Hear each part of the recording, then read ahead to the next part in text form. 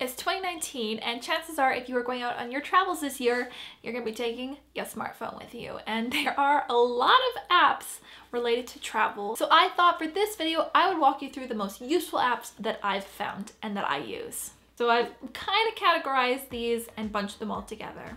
So we have Wallet app. This is really good for boarding passes. Digital boarding passes are actually kind of awesome once you get the hang of it. So I put a lot of those on there. Loyalty cards, so I don't have to carry loyalty cards with me.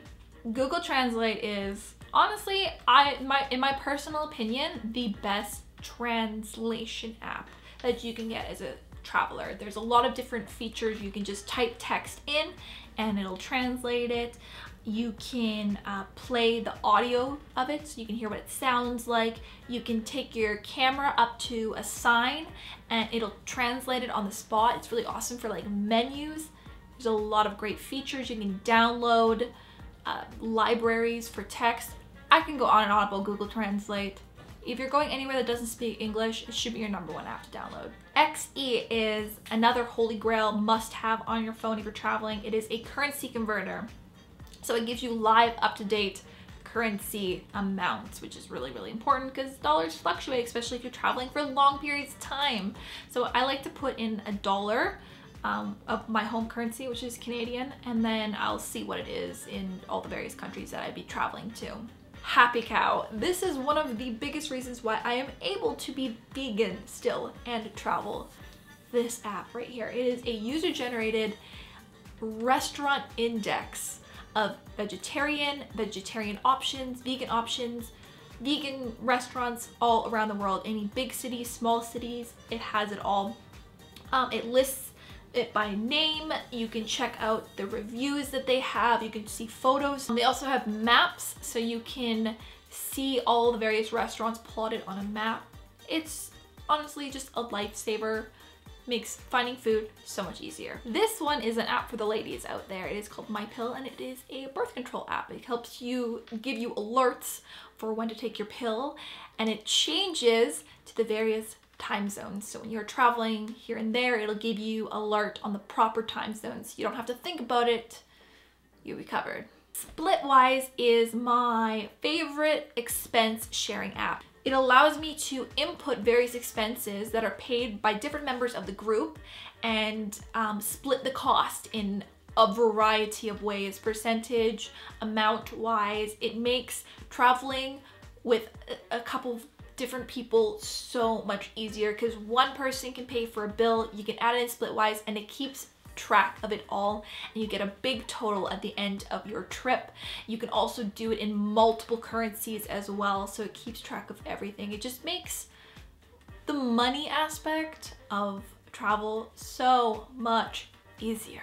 So this was part of our Greece trip that we took in 2017. There was 4 of us, and you can see how we've just split up each of the different expenses, and I can go into anything and see like how much each person, like Amanda paid that one, I could see how much I owed, and there's just a lot of helpful information. Speedtest. This one is kind of just like a handy app to have. It just tells you the internet speed when you're in a location. It's more so for digital nomads, people that need fast internet. Like when I'm uploading a video, I'll speed test it. That way I can test the hotel's Wi-Fi or the coffee shop's Wi-Fi to see if I need to move somewhere else or if I will have fast enough internet to upload whatever it is I need to upload or download. The Weather Channel app is my like more detailed weather app, more so than just the one that typically comes on my phone. It just gives you a lot more like alerts, in-depth information, where and when it's going to start to rain, etc. It's always important to know kind of the weather when you're traveling.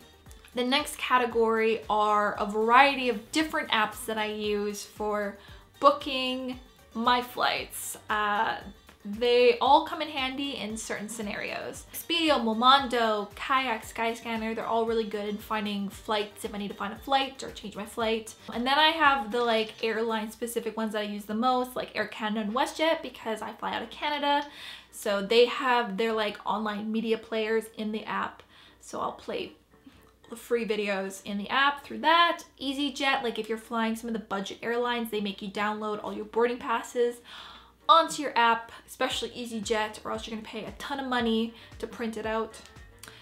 There's several of those. Kiwi, they keep track of your booking as well. I do have more of these in my phone because, again, every time you fly an airline, they like to get you to download their app. SkyScanner is probably one of my favorite ones in this category because they have the Everywhere tab. So it just lets you put in your starting destination, the time you want to go, and just it gives you prices for everywhere in the world. And then you can kind of just choose based on price. Kind of really fun way to plan your travels. Hotel booking apps. Again, same kind of idea that runs with these ones. You have your hotels. So you have like hotels.com, Hotel Tonight, booking.com.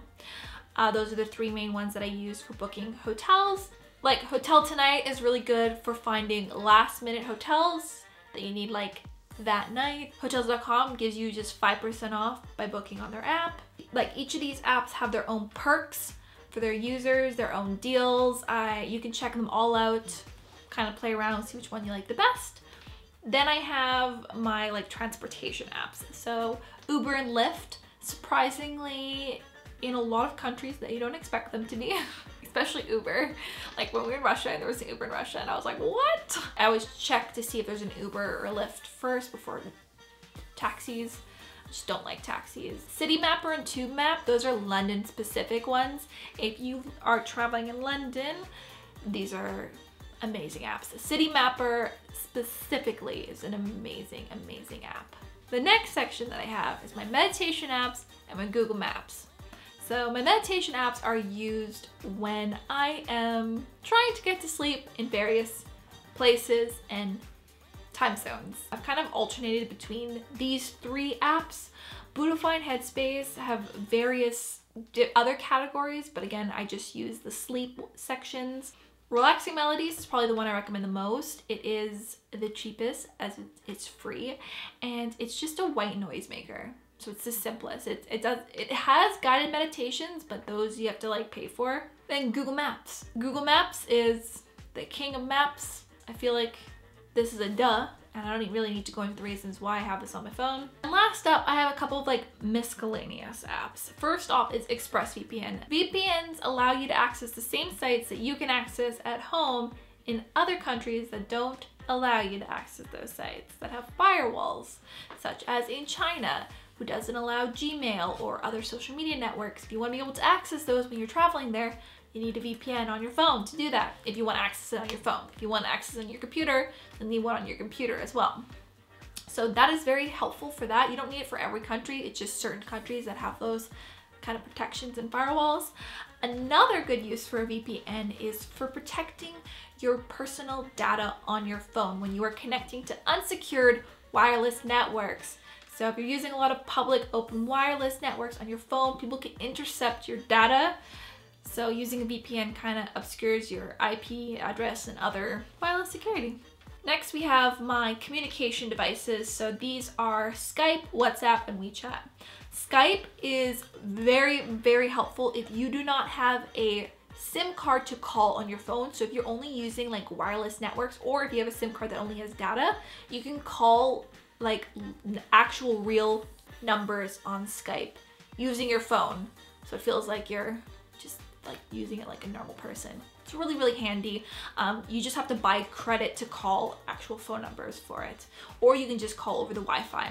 Again, if you're not taking your SIM card, or if you're switching SIM cards or using locals and your number is changing a lot, I use WhatsApp to keep track and to contact all of my friends and my family because it never changes.